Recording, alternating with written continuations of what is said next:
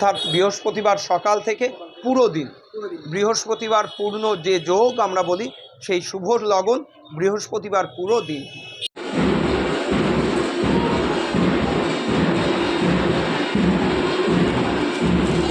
জয় হরিচাঁদ ঠাকুরের জয়। ঠাকুরনগর মানে মতুয়া মহামিলন উৎসব।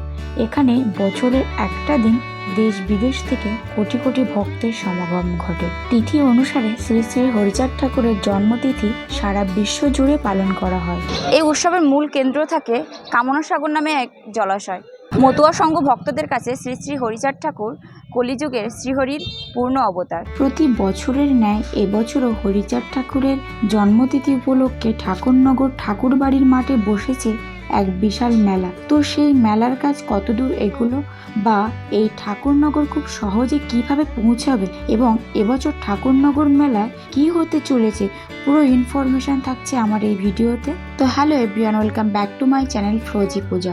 দেখো আমি কিন্তু পৌঁছে গেছি ঠাকুরনগর মেলায়। তো দেখো দুই পাশেই কিন্তু স্টল বসে গেছে, অনেকটাই কিন্তু কাজ এগিয়ে গেছে। আর কিছুদিনের মধ্যেই কিন্তু মেলা শুরু। দেখো অনেকগুলো দোকান কিন্তু এখনো তৈরি হচ্ছে আর অনেকগুলো দোকান কিন্তু বসে গেছে। এই যে মিষ্টি বানাচ্ছে অনেকেই। আর কিছুদিনের মধ্যে কিন্তু শুরু হয়ে যাচ্ছে ঠাকুরনগর এই মাঠে মেলা। দেখো প্রস্তুতি পর্ব কিন্তু জোর কদমে চলছে। এই দেখো মন্দিরটা দেখা যাচ্ছে এখান থেকে, আর অনেকগুলো স্টল বসেছে। আর এখানে দেখো অনেকগুলো স্টল কিন্তু বসানো হবে বলে এখানে বাঁশ রাখা আছে। তো চলো পুরো মেলাটা তোমাদের ঘুরিয়ে দেখাবো। এই মেলায় কিন্তু বিভিন্ন রকমের রাইড এসছে। দেখো নাকরদোলা, আরও অনেক ধরনের রাইড এসছে। এখান থেকে দেখে মনে হচ্ছে তো পুরো জমজমাট। এখানে দেখো যে বাইট রাইডিং যেটা আছে আর কি সেটা হবে। আরও অনেক ধরনের, আমি কিছু কিছু রাইডের নাম জানি না। এখানে বিভিন্ন রকমের খাবার জিনিস এসছে মেলায় যেগুলো বসে। কি তৈরি হচ্ছে? গজা? ও খাজা। বাদাম ভাজা থেকে শুরু করে বিভিন্ন রকমের মিষ্টি, জিলিপি দেখো এখনই কিন্তু ওনারা রেডি করে রাখছে। আর অনেকগুলো স্টল কিন্তু এখনো বসছে। বাচ্চাদের প্লে জোনও এখনো রেডি হয়নি, দেখো রেডি হচ্ছে। বিশাল বড় এরিয়া জুড়ে মেলাটা হচ্ছে, কিন্তু সব থেকে যেটা কানে ভেসে আসছে মেন মন্দিরে যে আওয়াজটা হচ্ছে। চলো দেখা যাক মেন মন্দিরে কি হচ্ছে। স্টেশন থেকে যে তোমাদের যে মেন রাস্তাটা ধরে আসছিলে, যেটার পাশে স্টলগুলো বসেছিল, সেই স্টলদের গলি দিয়ে তোমরা আসলে তখন দেখতে পাবে এরকম একটা রাস্তা। এই রাস্তাটা ধরে তোমাদের এগিয়ে যেতে হবে। এই যে রাস্তাটা দেখতে পাচ্ছ, রাস্তাটা ধরে একটু এগিয়ে যেতে হবে। দেখো এই কিন্তু মতুয়া ধর্মের মহামেলা 2025 সের মেন গেট। বিশালভাবে আয়োজন করা হয়েছে। দেখো তোমরা এসে এখানে পেট পুজোটা সেরে নিতে পারো। দেখো এখানে বিভিন্ন রকম আইটেম আছে, এগ রোল থেকে চাউমিন থেকে শুরু করে এখানে দুপুরে খাওয়ার ব্যবস্থাও আছে। দেখো নিরামিষ হোটেল, ভাত ডাল সবজি সব কিছু পেয়ে যাবে, মানে সব কিছুর ব্যবস্থা আছে। তোমাদের এখানে এসে কোনো প্রবলেম হবে না। দেখো অনেকেই বসে খাচ্ছে ভেতরে।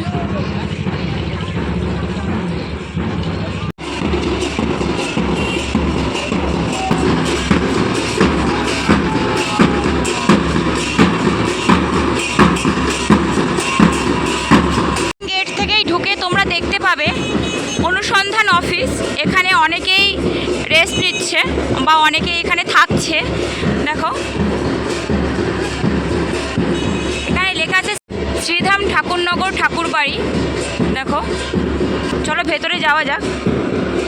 এখানে প্রত্যেকটা ভক্তের জন্য কিন্তু থাকার ব্যবস্থা করে দেওয়া আছে। দেখো অনেকেই আছে এরকম। মন্দিরের চারিপাশে অনেক ব্যবস্থা করা হয়েছে। বয়স্ক, মাঝবয়স্ক, বাচ্চারা সবাই কিন্তু এখানে এসে আছে। আর এই যে বাণীগুলো দেখতে পাচ্ছ, এগুলো দেয়ালের চারিপাশে লেখা ছিল। সত্যি খুব ভালো লাগছিল দেখার পরে।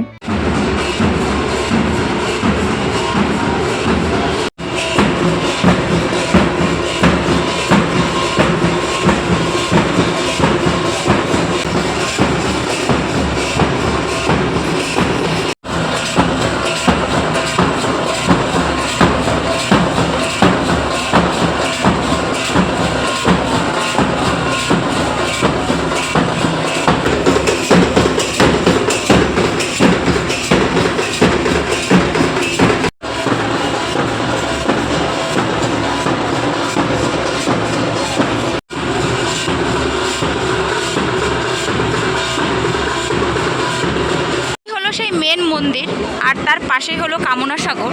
দেখো এখানে কামনা সাগর, এখানে সবাই আর কিছুদিনের মধ্যেই আসবে ভক্তরা স্নান করতে তাদের মনের মনস্কামনা পূর্ণ করার জন্য। এটাই সেই কামনা সাগর।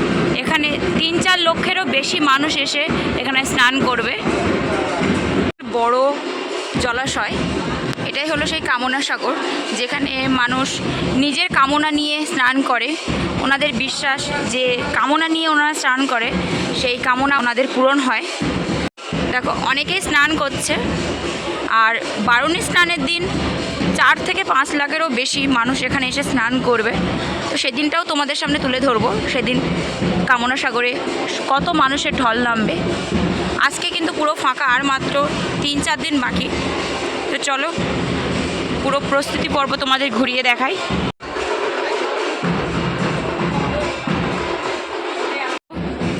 তোমাদের ওপর থেকে দেখাচ্ছি কত দোকান বসেছে। দেখো অনেক বড় এরিয়া জুড়ে আর কি মেলাটা হচ্ছে। অনেক কম দোকান বসেছে, এরপরে আরও দোকান বসবে আর কি। অনেক প্রস্তুতি চলছে অনেক দোকানে। আর দেখো এই যে রাইডগুলো এসছে, রাইডগুলো ওই সাইডটা দিয়ে, আর এগুলো সব ভরে দোকান। বিভিন্ন রকম খাবার জিনিসপত্র সব কিছুর দোকান এখানে এসছে।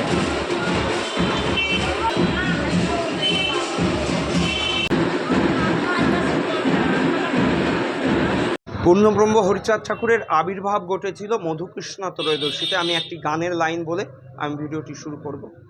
ও সে ধন্য বুধবার শ্রেষ্ঠ সবার, যেদিন নামলো ক্ষীরোদসাই, মধুকৃষ্ণ ত্রয়োদশী শেষ নিশীতে হাসে শশী, ফুলে ফলে ডালে ডালে ঝরছে হাসি দেখতে পাই। ধন্য বুধবার শ্রেষ্ঠ সবার, যেদিন নামলো ক্ষীরোদসাই। অর্থাৎ হরিচাঁদ ঠাকুরের আবির্ভাব ঘটেছিল বুধবারের দিন, তাই মতুয়াদের কাছে বুধবার একটি পবিত্র দিন। এবং মধুকৃষ্ণ ত্রয়োদশীর দিন ব্রহ্ম মুহূর্তে পূর্ণব্রহ্ম হরিচাঁদ ঠাকুরের আবির্ভাব ঘটেছিল। সেই জন্যে এই বিশেষ দিনে সমস্ত ভক্তের আবেদনে, এবং রাজর্ষি গুরুচাঁদ ঠাকুর তখন সশরীরে রয়েছেন, সমস্ত ভক্তরা ঠাকুরের কাছে গিয়ে বলেন বিভিন্ন মহামানবদের জন্মতিথিতে সকলে ধুমধাম করে সেই জন্মতিথি পালন করে। যেমন শ্রীকৃষ্ণের জন্মাষ্টমী রয়েছে, মহাপ্রভুর দোল পূর্ণিমা রয়েছে, এবং অনেক মহামানব যারা রয়েছেন তাদের আবির্ভাব তিথিকে স্মরণ করে রাখার জন্য একটা বিশেষ অনুষ্ঠানের আয়োজন হয়। তৎকালীন সময় পূর্ববঙ্গে ওরাকান্দিতে গুরুচাঁদ ঠাকুর সমস্ত ভক্তদের নিয়ে এই মহাবারুণী অর্থাৎ পূর্ণব্রহ্ম হরিচাঁদ ঠাকুরের আবির্ভাব উৎসবের প্রথম আয়োজন করেন। এই মধুকৃষ্ণ ত্রয়োদশীতেই, এই শুভ দিনেই ঠাকুরের আবির্ভাব ঘটেছিল, এবং এই তিথিতেই হাজার হাজার লক্ষ লক্ষ ভক্তরা এসে কামনা সাগরে স্নান করেন। এবং বারুণী শব্দের অর্থ অনেকটা দীর্ঘায়িত হবে। বারুণী শব্দের অর্থ ওর সাথেই জড়িয়ে আছে। বারুণী শব্দের অর্থ, যে সময় সমুদ্র মন্থন হয়েছিল সেই সময় লক্ষ্মী এবং বারুণী নামে 2 মহিলা সমুদ্র মন্থনকালে 2 মায়ের উদ্ভব ঘটেছিল। সেই অর্থে আমি সংক্ষিপ্ত আকারে বললাম। সেই জিনিসটি নিয়ে গুরুচাঁদ ঠাকুর এবং হরিচাঁদ ঠাকুরের এই আবির্ভাব উৎসব সব মিলিয়ে মিশ্রিত করে মূল তত্ত্ব হরিচাঁদ ঠাকুরের আবির্ভাব উৎসব মধুকৃষ্ণ ত্রয়োদশীতে। সেই দিনই সমস্ত ভক্তরা মিলিত হন। লক্ষ লক্ষ ভক্তরা, অগণিত মতুয়া ভক্তরা যারা মতুয়া ধর্ম দর্শন মেনে চলেন, তারা সকলে আসেন। এসে ঠাকুরের শ্রীপাদ পদে পূজা অর্চনা করে কামনা সাগরে স্নান করে তারা মনস্কামনা করেন, এবং আবার 1টি বছর পথ চলার প্রতিজ্ঞা নেন। জয় হরিবল। থেকে অর্থাৎ বৃহস্পতিবার সকাল থেকে পুরো দিন, বৃহস্পতিবার পূর্ণ যে যোগ আমরা বলি, সেই শুভ লগন বৃহস্পতিবার পুরো দিন।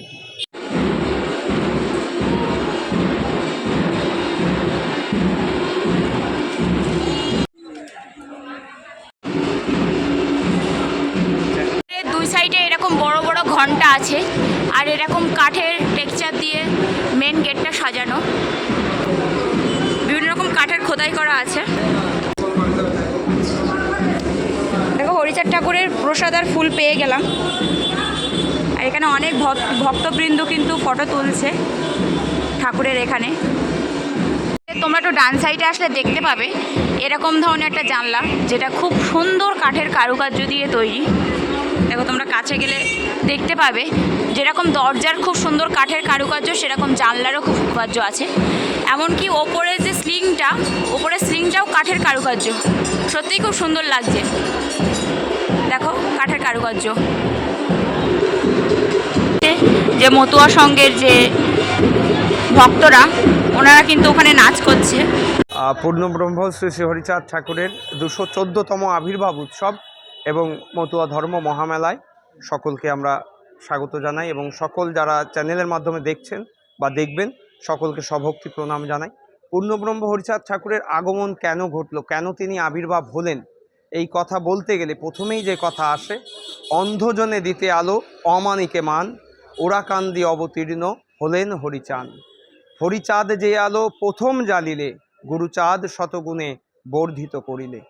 হরিচাঁদ ঠাকুরের আগমনের অন্যতম কারণ ছিল অন্ধজনদের আলো দিতে, অমানিকে মান দিতে, অর্থাৎ যারা শিক্ষাহারা দীক্ষাহারা, যাদের সমাজে ন্যূনতম অধিকারটুকু ছিল না, যাদের সামাজিক ন্যূনতম যে অধিকার, যাদের ধর্মের অধিকার ছিল না, যাদের মন্দিরে প্রবেশের অধিকার ছিল না, যাদের বাক স্বাধীনতা ছিল না, যারা রাস্তা দিয়ে হেঁটে গেলে গলায় হাড়ি বেঁধে রাস্তা দিয়ে হেঁটে যেতে হতো, পায়ে ঝাঁটা বেঁধে দেওয়া হতো, এরকম বহু অস্পৃশ্যতার মধ্যে দিয়ে আমরা আবদ্ধ ছিলাম। ঠিক সেই সময় সমস্ত মানুষের কান্নার রোলে ক্ষীরোদশায়ী হরি তিনি গোলকে অবতীর্ণ হন হরিচাঁদ রূপে, যার লীলাভূমি কর্মভূমি বাংলাদেশ পূর্ববঙ্গ, বর্তমানে বাংলাদেশ পূর্ববঙ্গের সফলা নগরী ওরাকান্দি ধামে। পূর্ববঙ্গে যে শ্রীধাম রয়েছে এবং আমরা যেখানে দাঁড়িয়ে আছি শ্রীধাম ঠাকুরনগর, এই শ্রীধাম ঠাকুরনগরের পত্তন করেন গুরুচাঁদ ঠাকুরের নাতি অর্থাৎ পৌত্র পিয়ার ঠাকুর মহাশয়, প্রমথরঞ্জন ঠাকুর মহাশয়। তার হাত ধরে 1948 সালের পরবর্তী সময়ে শ্রীধাম ঠাকুরনগর গড়ে ওঠে এবং এখানে এই হরিচাঁদ ঠাকুরের আবির্ভাব উৎসব হয়। রাজর্ষি গুরুচাঁদ ঠাকুর হরিচাঁদ ঠাকুরের উত্তরসূরি পুত্র এবং সুযোগ্য পুত্র, যাকে আমরা শিবাবতার বলে আমরা পূজা করি, যিনি রাজর্ষি গুরুচাঁদ ঠাকুর, পতিত পাবন, এরকম অনেক নামে আমরা আখ্যায়িত করি। তার অন্যতম একটি দৃষ্টান্ত আমি বলে আমি ভিডিও দীর্ঘায়িত করব না। আমাদের নমশূদ্র সম্প্রদায়ের আমরা যারা মানুষ, যাদের একটা সময় কোনো কিছুর অধিকার ছিল না, 1911 সালে সেন্সাস রিপোর্ট, যেটা জনগণনা রিপোর্ট বলে আমরা জানি, সেই জনগণনা রিপোর্টে আমাদের চণ্ডাল বলে আখ্যায়িত করা হয়েছিল। 1911 সালে রাজর্ষি গুরুচাঁদ ঠাকুর প্রথম সিএস মিডের সহযোগিতায়, সিএস মিড একজন খ্রিস্টান মিশনারি, তিনি ধর্মপ্রচার করার উদ্দেশ্যে বাংলাদেশে আসেন, তার সহযোগিতায় প্রথম চণ্ডাল গালি মোচন করে নমশূদ্র নাম সেখানে নথিভুক্ত করেন। এছাড়া শিক্ষা আন্দোলনের জন্য গুরুচাঁদ ঠাকুর যে বাণী দিয়েছিলেন, খাও বা না খাও তাতে দুঃখ নাই, ছেলে মেয়েকে শিক্ষা দাও এই আমি চাই। কারণ গুরুচাঁদ ঠাকুর বলেছিলেন, এই জাতি, এই সমাজের মানুষ পিছিয়ে যাদের রাখা হয়েছে, এই মানুষের একমাত্র উদ্ধারের পথ, একমাত্র মুক্তির পথ শিক্ষা। শিক্ষা যখনই এরা পাবে তখন এরা বুদ্ধিমান হবে, এরা তখন বিচার বুদ্ধি করতে শিখবে কোনটা সঠিক কোনটা বেঠিক। তাই গুরুচাঁদ ঠাকুরের অন্যতম আরেকটি বাণী, অসীম অনন্ত যদি দেখিবারে চাস, ধর্ম নয় আগে তুই শিক্ষা জলে ভাস। এটাই মতুয়া দর্শন। মতুয়া দর্শন বিশ্ব মানবতার দর্শন। মতুয়া দর্শন শুধুমাত্র পূর্ববঙ্গে থেকে উঠে আসা ছিন্নমূল উদ্বাস্তুদের দর্শন নয়। মতুয়া দর্শন বর্তমান প্রয়োজন মণিপুরে, মতুয়া দর্শন বর্তমান প্রয়োজন বাংলাদেশে, মতুয়া দর্শন বর্তমান প্রয়োজন ইসরায়েলে, মতুয়া দর্শন বর্তমানে প্রয়োজন বিশ্বের সমস্ত জায়গায়। যে দর্শন শান্তির কথা বলে, যে দর্শন বিশ্ব মানবতার কথা বলে, যে দর্শন বলে মাতা পিতার পূজা করলে সমস্ত পূজা সম্ভব, গৃহেতে থাকিয়া যার হয় ভাবুদয়, জানিবে পরম সাধু সে নিশ্চয়। গৃহেতে থেকে সংসার কর্ম করে মা বাবাকে পূজা করে সস্ত্রীক ধর্ম পালন করার এই দর্শনই হচ্ছে মতুয়া দর্শন। তাই সকল দর্শকদের যারা দেখছেন দেখবেন সকলকে আমরা করজোরে অনুরোধ করব, আপনারা সকলে আসুন শ্রীধাম ঠাকুরনগর এসে মতুয়া ধর্ম দর্শনকে আপনারা জানুন এবং ঠাকুরের যে গ্রন্থ রয়েছে শ্রী শ্রী হরিলীলামৃত, শ্রী শ্রী গুরুচাঁদ চরিত, এই গ্রন্থ আপনারা অধ্যয়ন করুন এবং মতুয়া ধর্ম দর্শনকে দিক দিগন্তে ছড়িয়ে দিন। জয় হরিবল। এই হলো শ্রী শ্রী হরিচাঁদ ঠাকুরের মেন মন্দির, আর ওনার মন্দিরের ঠিক পেছন দিকটা ওনার ছেলে গুরুচাঁদ ঠাকুরের মন্দির।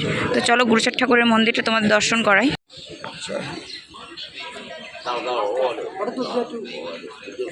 এই হলো শ্রী শ্রী হরিচাঁদ ঠাকুরের ছেলে শ্রী শ্রী গুরুচাঁদ ঠাকুর। উনি আর ওনার ধর্মপত্নী বসে আছে। অনেকগুলো কিন্তু স্টল এসছে, কিন্তু এনার কাছে খড়ম বা পুরানো দিনের সাধুরা যেগুলো ইউজ করতো সেগুলো দেখলাম। অনেকেই কিন্তু স্নান করছে এখানে। আর মাত্র 2-3 দিন বাকি, তখন আরও ভক্তের ঢল নামবে কামনা সাগরে স্নান করার জন্য।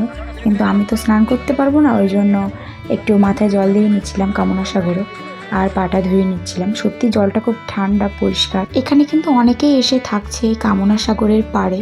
তাদের জন্য মেলায় আমি যেটা দেখলাম, সবজি থেকে শুরু করে আরও অনেক রকমের যেটা গ্রোসারি আইটেম সব কিছু পাওয়া যাচ্ছে। তোমরা মন্দির দেখতে পাচ্ছ, মন্দিরের ঠিক অপোজিটে এখানে অনেক পুণ্যার্থী এসে ওনারা আছেন, অনেকেই আছে এখানে। এখানে ওদের জন্য ঘরও করে দেওয়া হয়েছে, আর ঠিক তার সামনেই হলো ওয়াশরুম। এখানে সবার জন্য ওয়াশরুমের ব্যবস্থা আছে। এখানে ট্যাপ কলেরও ব্যবস্থা আছে, তোমাদের আমি জুম করে দেখাচ্ছি। অনেকগুলোই কল আছে।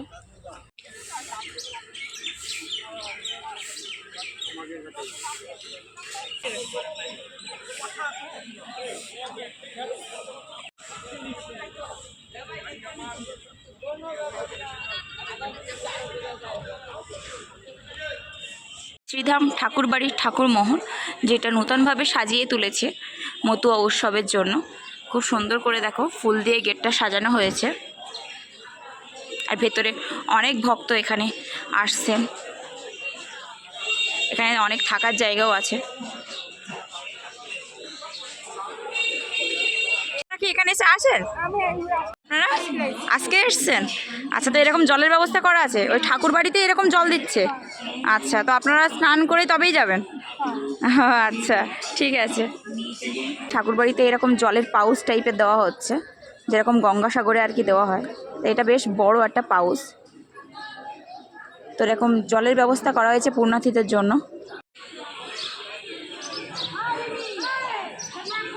মন্দিরের চারি সাইডে এরকম পুণ্যার্থীরা আছেন, ওনাদের জন্য বিভিন্ন রকমের ব্যবস্থা করা আছে।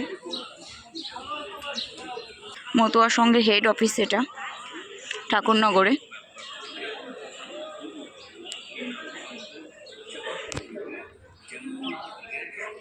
পাশেই কিন্তু আছে গুরুচাঁদ ভবন, এখানেও কিন্তু অনেক পুণ্যার্থীরা বিশ্রাম করছে।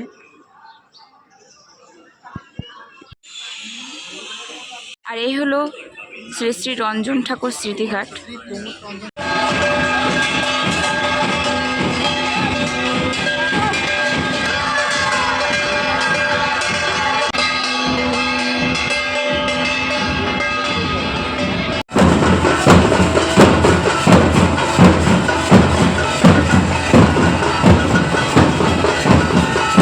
প্রত্যেকটা দল এসে এইভাবে ঠাকুর বাড়ির সামনে এইভাবে ওরা নাচ করছে।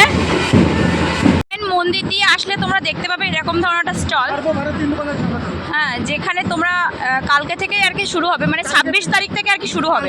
সারাদিন সারারাত্র পরশু সারাদিন সর্বভারত হিন্দু বাঙালি সংগঠনের পক্ষ থেকে আচ্ছা, লাখো ভক্তদের ফ্রি সেবা, নকুলদানা ফ্রি সেবা দেওয়া হবে, আঙ্গুল ফল ফ্রি সেবা, সবকিছু আমরা ফ্রি সেবা করতে নকুলদানা, বাতাসা, আঙ্গুল ফল, আচ্ছা। কমলা লেবু, লেবুর জলের শরবত, এগুলি 24 ঘন্টা ফ্রি সেবা থাকবে। আর ডাক্তারও থাকবে এখানে, তাই তো? এমবি 6 জন ডাক্তার থাকবে, অল ইন্ডিয়া টপ লেভেলের ডাক্তার। আচ্ছা, আচ্ছা। ফ্রি সেবা। আর এই পুকুরের ওই কর্নারে ডাক্তারদের বড় ফ্রি সেবা থাকবে। এখানে বড় বড় ডাক্তার বাজবে, ভারতবর্ষের যারা বড় ডাক্তার। এবং এখানে বাবা এসছে মধ্যপ্রদেশ থেকে, দিল্লির থেকে বড় বড় আইপিএস অফিসারও এসছে এখানে। আচ্ছা। বাবা এসছে মধ্যপ্রদেশ থেকে। দেখো, এটা নাগরদোলার, এগুলো কিন্তু খোলা আছে, যেটাতে সবাই বসে আর কি চড়ে। নাগরদোলাটা সেট হয়ে গেছে, কিন্তু নাগরদোলার এগুলো কিন্তু নিচে আছে, এখনো সেট হয়নি। দেখো, এখানে বড় থেকে শুরু করে ছোট বাচ্চাদের যে বাইক যে রাইডগুলো হয় সেগুলোও এসছে। দেখো, এগুলো এখন সেট করা হচ্ছে। এখন প্রত্যেকটা রাইডের কিন্তু কাজ চলছে। এত সুন্দর লাগছে চারিদিকটা।